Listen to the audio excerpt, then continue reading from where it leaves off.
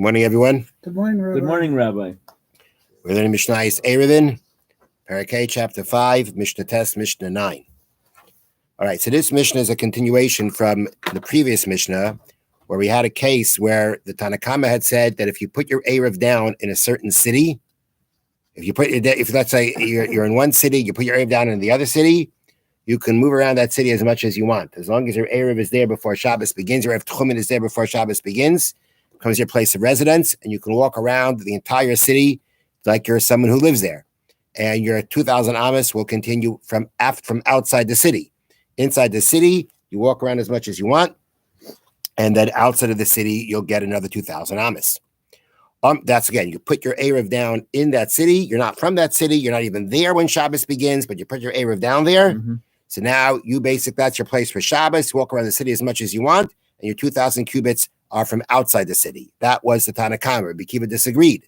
And he said, if you're not actually in the city when Shabbos begins, you do not consider that you do not get, the entire city is not considered 4 Amos to you, but rather you put your Erev there. You'll get 2,000 cubits in each direction from your Erev. And that, even if that means that'll end in the city itself. So Mishnah Test continues. Amar Rabbi Akiva. Rabbi Akiva said, do you not agree with me? One who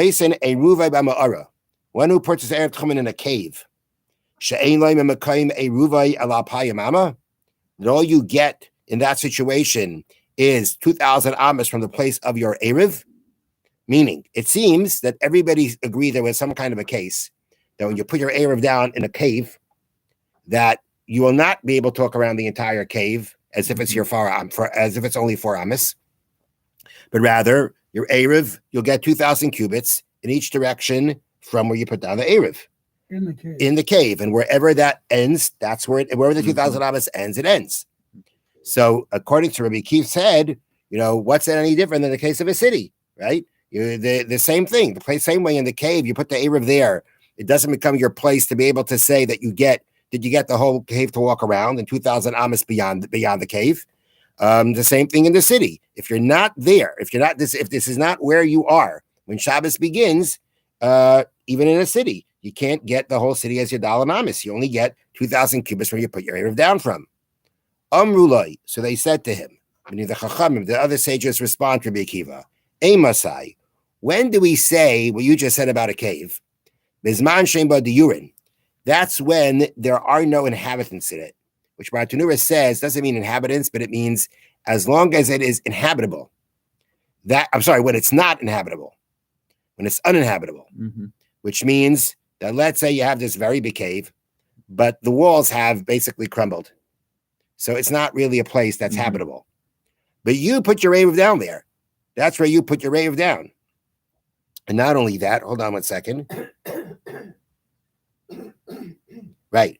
And not only that, if you're in this uninhabitable cave, forget about the fact that even if you were to be there in that cave, when Shabbos began, you wouldn't get Dalet Amos from in all directions of the cave.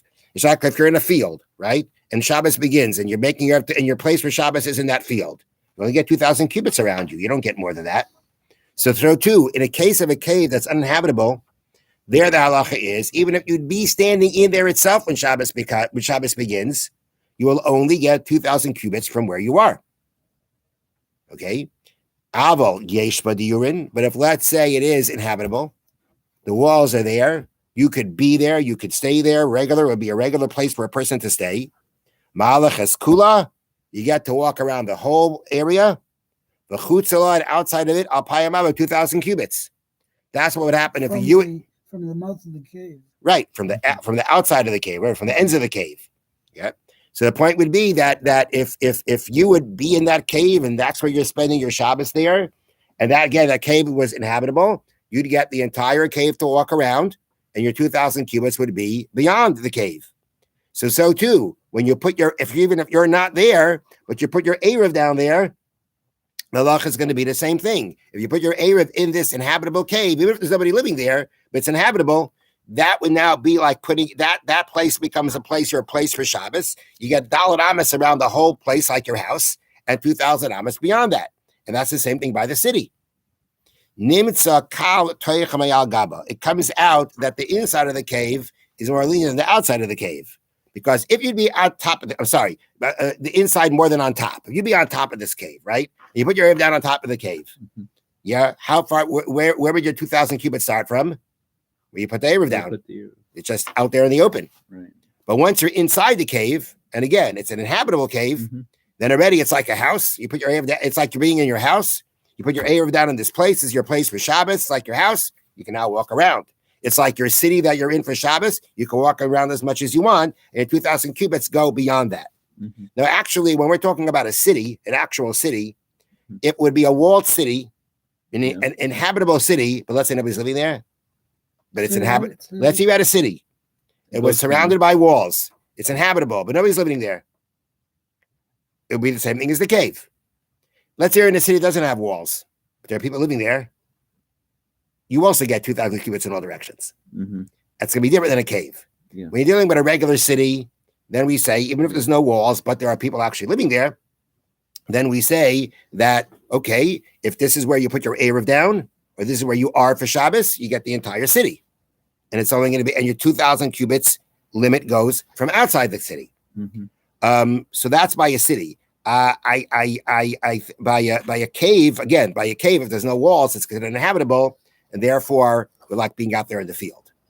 Now, the Mishnah concludes, if we're talking about a person who's measuring, that means a person who's measuring, he put his Tchum Shabbos or wherever he is, he's measuring his 2,000 cubits for Shabbos. And a person who is measuring, that we say we give him from where he is 2,000 cubits, that is going to include even if the end of his measuring ends up in a cave, meaning he is outside. His Erev Tchumen is in the field, wherever it is. Now he's out. He's counting 2,000 cubits. Okay, the 2,000 cubits ends inside the cave, the inhabitable cave. Okay, can he walk around the whole cave? No. Because when we're talking about that you're measuring and you want to know what's included in your Tchum Shabbos, just because it ends up in a cave doesn't help to say, oh, now I can walk around the whole cave. It's the same thing we had previously in the Mishnah before, where the small city's Tchum ended up in the middle of the big city.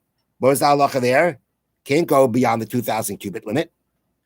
Because if we're talking about that you're just measuring, you want to know how far your Tchum Shabbos goes, if it ends up in a city, that's where it ends. That's where it ends. We only talked about situations where the Tchum encompassed the entire city. Then things were different. But if your Tchum just ends up even in the middle of a city, that's how far you can go. You can go any further. And that's the same thing about a cave. So the only time we're discussing here that a cave, an inhabitable cave, can be like your Dalet Amos, and you can walk as much around it as much as you want, no matter how long it is, how wide it is. That's talking about where you are there, that you are there when Shabbos begins and you make that your place for Shabbos, or you put your Erev Tchumen in there before Shabbos. Then we say, this is your place, walk around as much as you want. But if we're talking about that your place for resident Shabbos is outside the cave or outside the city, and now you're counting your 2,000 cubits, you want to know where it ends, and it ends inside a cave, an habitable cave, it ends inside a city, you can't walk around that city as much as you want. Where, if a situation is that your 2,000 cubits ends inside a city or inside a cave, that's where it ends. So you can't go any further. Have a wonderful day. Thank you, Rabbi. Thank you, Rabbi. Oh, you got it.